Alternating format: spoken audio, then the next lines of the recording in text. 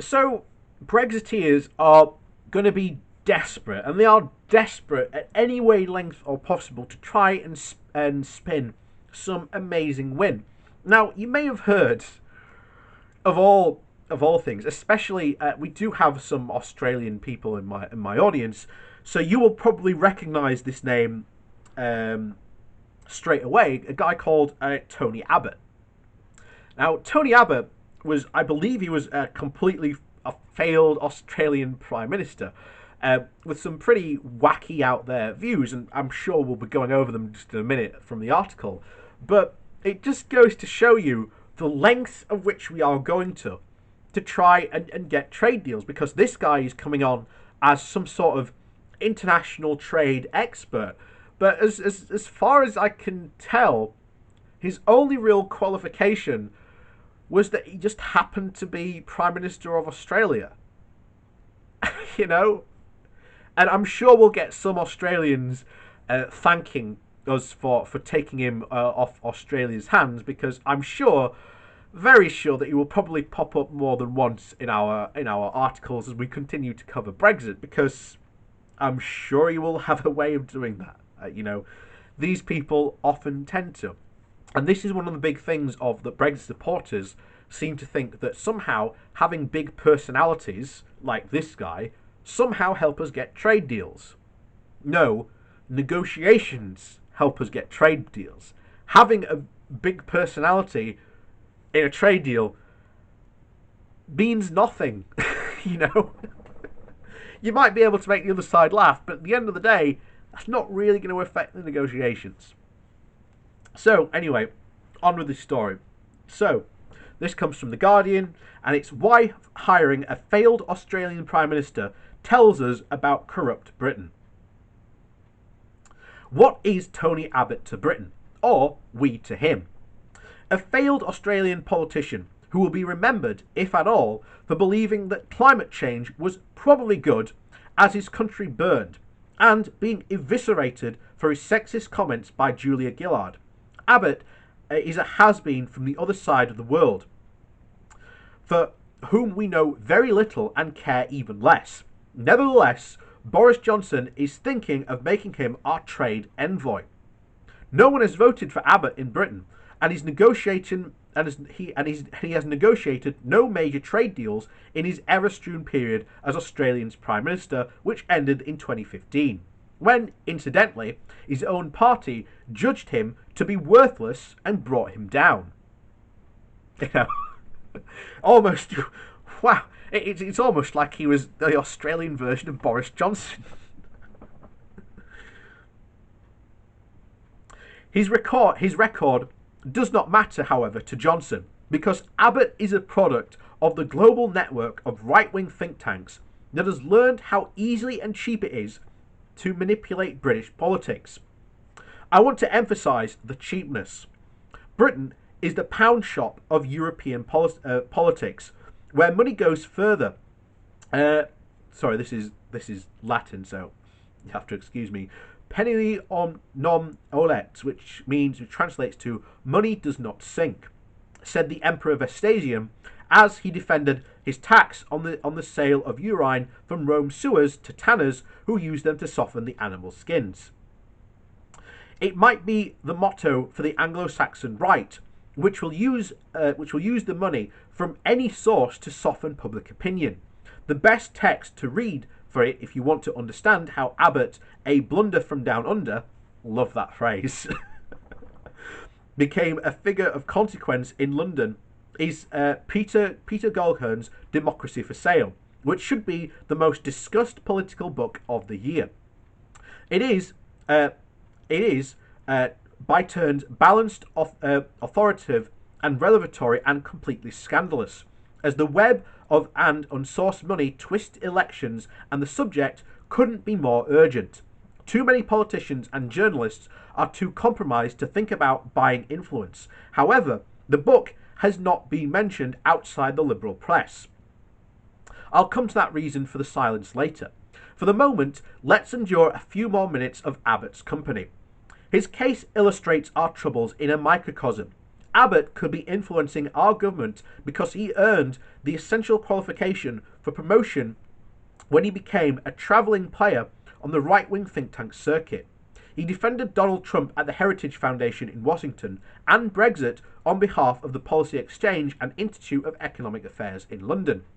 He was so far gone, he was willing to join Daniel Hannan, Andrew Roberts, and a clown parade and other Fruit Loops in asserting that Britain could free itself geography-wise and leave Europe and become a part of Kanzak UK, an Anglo-Saxon Narnia formed by the merger of UK, Canada, Australia and New Zealand.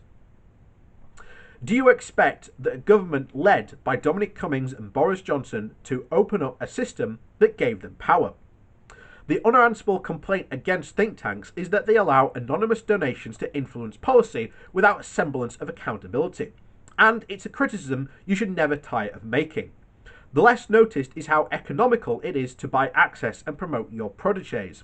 As the former Tory MP Gio Bebb told Gohem, if you are willing to put $250,000 into a think tank, you can get a lot of bang for your buck, and indeed you can.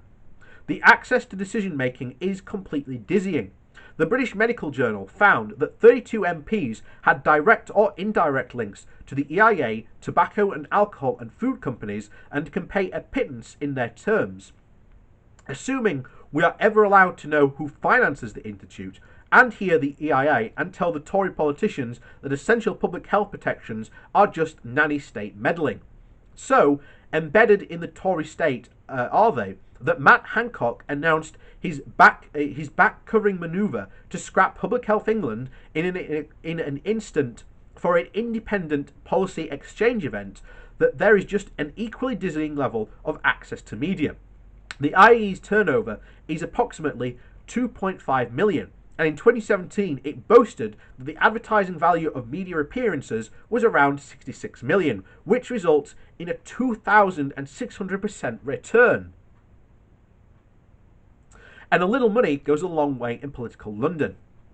After a mere £12,000 donation to the Tory party, the billionaire developer and former pornographer Richard Desmond Richard Desmond saw Robert Jenkinson unlawfully approve his property development in East London 2 weeks later, which you might say is a prompt service for 50 grand. Pretty much anyone can get a seat with a minister or prime minister at a Conservative leaders group. And again, the first question is, really, is it all that? Is that all? The cheapness of influencing and peddling fits a time when unregulated campaign groups can use small sums to target marginal seats on social media and disappear as soon as the election is over. And there is a need for clear reform. The Electoral Commission should expand and be given police powers. Political parties should have the same duties as banks and be held accountable for checking the source of the money they take.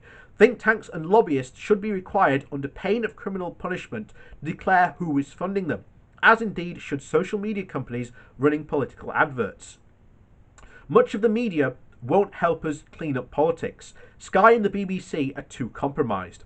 They want extreme opinions, no matter how tainted or stupid, which will further take hold and hold their fickle audiences' attention. In return, they too often betray the duty of journalists to ask the IEA and Spiked on the right and Nova Media on the left hard questions about who they are representing and who is picking up the bill. I cannot see politicians reforming the system. Individuals MP speak well on the folly of thinking democracy will look after itself in an era of dark money, dubiously acquiring data and digital campaigning. But come now, do you expect a government by Dominic Cummings and Boris Johnson to open up a system to give them power? Puna noi olet, as they said before, money doesn't sink. And they will want to keep that sink from voters' noses in case the country realises that they are the ones taking the piss. And this is something else that, to be honest, for the next 4 years, we really need to be raising a lot of awareness about.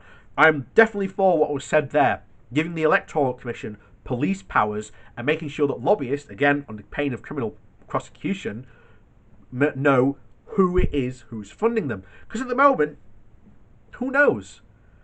And this is just the start of what we really need to do. These are policies that we need to push forward and need to do it now, because the more we push for them, the more we make noise about them, and the less that the Tories do them, the more that the public see that actually the Tories are really corrupt, and then that we can get, either Labour in and do these things properly and correctly, and then we can get dark money completely out of our political system, and that will make our British politics a whole lot more cleaner.